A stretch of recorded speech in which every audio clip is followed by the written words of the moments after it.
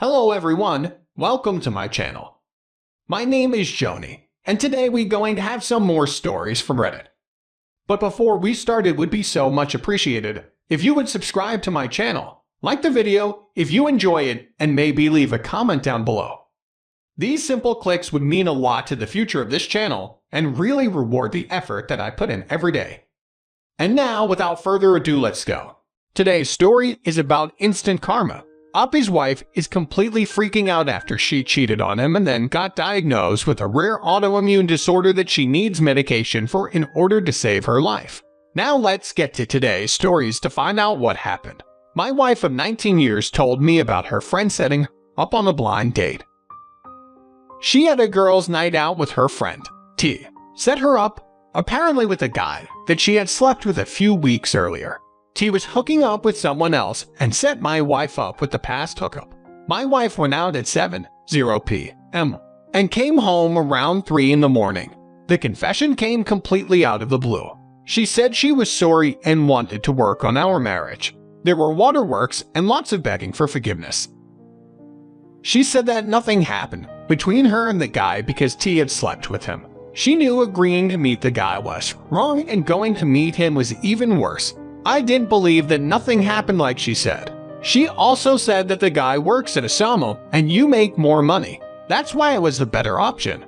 Basically, she was confessing to actively trying to replace me. If she had found someone with a better paying job, this post would be much different.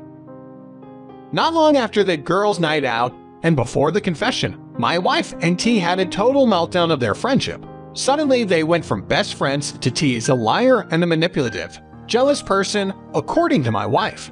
I think the confession, or partial confession, was to keep T from telling me about her sleeping with the guy, gaslighting me by telling me only partially about what really happened, only enough to look bad, but not the whole ugly truth of what happened.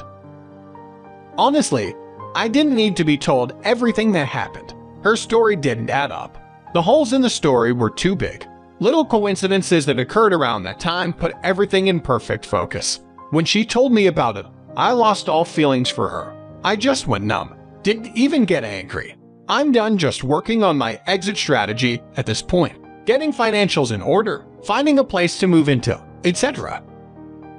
It really sucked that she would be willing to throw away 19 years of marriage with no regard for anything, including our 2 children. Update, sorry in advance. This is a long one. A lot has happened since my first post. She is in full-blown panic mode. Recently, she was diagnosed with an autoimmune disorder where her white blood cells attack her lungs. This causes asthma attacks that normal medication can't correct. The only drug on the market that controls the condition is a copay of $13,000 after her Medicaid. If I didn't have really good health insurance through my employment, there wouldn't be any possibility of her being able to afford it. She has been trying everything to reconcile. She even set up couples counseling. We made it through 2.5 sessions. This explains why she came clean on partial truth and wanted to fix things. Counseling went the way I figured it would. Every session was all about everything I had done ever, including my working 50 hours each week to make ends meet. Because she has partial disability and didn't work. I'm not saying that I'm perfect by any stretch of the imagination. Everything was brought up, including our 2 children. Well, except I was informed that the mention of her date night was off limits. About halfway through the 3rd session, the counselor looked her in the eye and asked, "If you have such a high power radar to detect what everyone else is doing wrong, point that radar at yourself and tell me what you do wrong." The proverbial shit hit the fan. My soon-to-be ex-wife started yelling at the counselor and wanted to know why she was attacking her when we were there so she could fix me. After a few minutes of back and forth, my soon-to-be ex-wife stormed out crying. The counselor told me that my soon-to-be ex-wife had a deep hatred for me and that she didn't think this marriage could be salvaged. Basically, my response was yep and nope. I informed the counselor that I had her time and we wouldn't be back.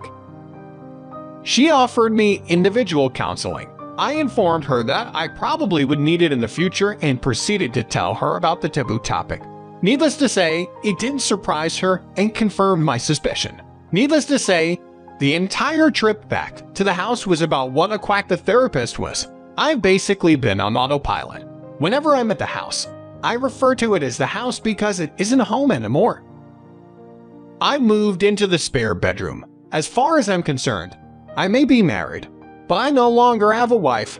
If she didn't need good medical insurance coverage, she would still be on the hunt. I don't need to track down T to get the whole story. I live in a small community of less than 900 people. I commute to work in a bigger city daily Monday this week, while at the only grocery store in the community. Guess who ran into my soon-to-be ex-wife? None other than the blind date guy. Small towns, right? It was bound to happen. I was at the end of the aisle when he walked up to her. He was a small guy, maybe 5'9" and 150 pounds. She had her back to me and didn't realize where I was. He asked her out again, right in front of me. She did decline, though. That's when I walked up. I asked him if he was the guy she went out with about 2 months ago. He asked me what it was to me. I backed him up against the shelves and told him that I had been her husband for 19 years. I thought it was going to soil himself. I'm 6'2" and 250 pounds and muscular. She tried to get me to back off. I grounded her to shut up, that she'd just better listen. Immediately she started crying. He told me that he was told she was single and begged for me not to kill him. I asked if they had sex. He swallowed hard and said yes. She cried harder. I told him to never let me see him again. He apologized for everything and basically ran out of the store. Her affair partner outed her by being in the wrong place at exactly the perfect time. If it hadn't been him, I would have eventually ran into T to get the story. Needless to say, most of the time I'm on autopilot. It's as if all emotion is gone. I have to fake happiness while I'm with my children. I don't know if it is an emotional self-defense mechanism to keep things from falling further apart. I know I should be in some kind of distress over this. One day it's going to hit hard. I no longer trust the things I know to be true. Do my children really love me, or do they love the things I give them? Do my parents? Do they only love the fact that I got good grades in school, never got into trouble, always had good paying jobs? The only thing I'm certain of is I can't stay in the sham of a marriage. I get up, go to work, barely eat or sleep. The only people I've told about this are strangers on the internet. I have no one to talk to about this. I go from one day to the next pretending I'm normal. Maybe my soon-to-be ex-wife was right. The therapist does need to fix me. In today's second story, Oppie's wife had an affair with her college professor. Now let's get into today's second story. I married the love of my life a year ago. We've been together for over 10 years and recently decided to start trying for kids.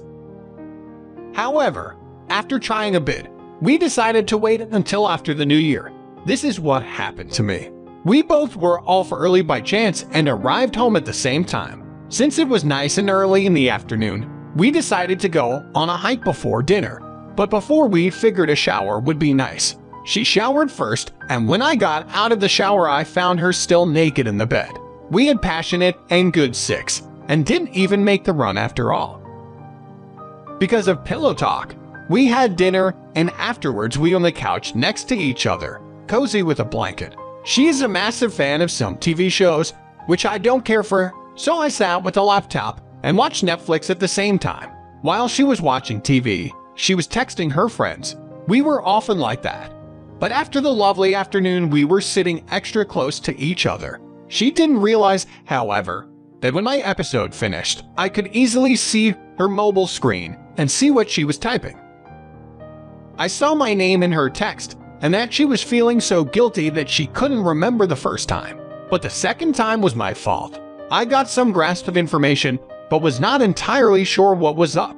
But something was wrong. She locked her phone and I closed my laptop at the same time. She froze up like a deer in headlights. I asked her if she wanted to tell me anything. I got up and walked out of the door. Normally she wouldn't like that in an argument, but she didn't even move. A 15 minutes walk and 3 cigarettes later, she still hadn't called or texted me. And because of this, I knew the shit was real. It was so unlike her.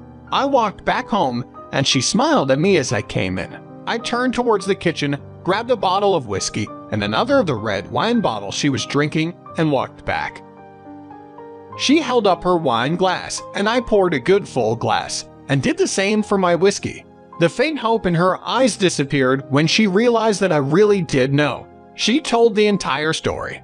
The first time was when we hosted a party together at our place, and I had to go to a family emergency and stay overnight. There was a new random friend that stayed late even after everyone left. She was hammered and said she couldn't remember much except that it happened. The second time was the Tuesday night. Thereafter, she said she was confused about what happened and wanted to meet him at his place. She lied to me, saying she was going to meet another girlfriend that night and went off. And then it kind of happened again, and the fault was hers because it was her decision to go there, which I didn't really get. After that, she broke it off, and she was feeling terribly guilty. She didn't want me to leave and was terribly sorry, etc. The talk continued after that. But that is the gist. We spent the night apart, and I asked her to find another place for the night. While I thought that's this morning as I'm writing this, oh, man, for all the people still reading all of this, I'm sorry for the wall of text. I think this is just some therapeutic writing for me. Do with it what you want. I just had to get it off my chest. I'm going to take my time thinking on what to do and see it from there.